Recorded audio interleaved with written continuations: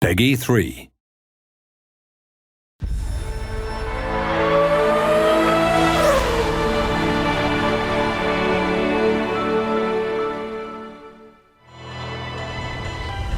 Welcome to the second developer diary for F1 2011.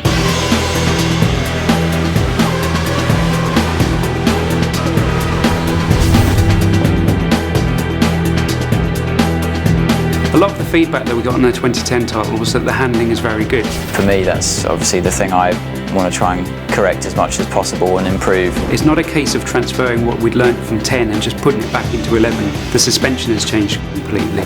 The aero's been updated. You can feel more involved with the car now. So the fundamental race experience is different now for qualifying than it is for the race. Qualifying's about those golden 2 laps, getting it right, hanging the car out there, really pushing it, really attacking the curbs, which you couldn't do last year. You can in 11.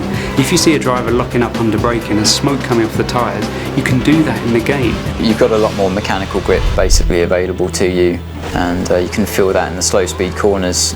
I think it's fair to say last year we were trying to balance handling and AI at the same time, whereas a year later we've already got that foundation there. The easiest way to look at the AI this time round is they're more dynamic in their decisions. In F1 2010 they would often make the right decision, but then that situation would change and they were committed to a course of action, whereas in F1 2011 they're aware of all the variables, all the surroundings, and they're able to adapt their responses on the fly if things change. It's about them being in sync with the player, following the rhythm of the race. You know, they'll go for an overtake, the bit of draft, and all of a sudden that side of the track's not the right one to be on. They're much more likely to pull back in rather than just try a crazy move around the outside. I mean, they can certainly make mistakes.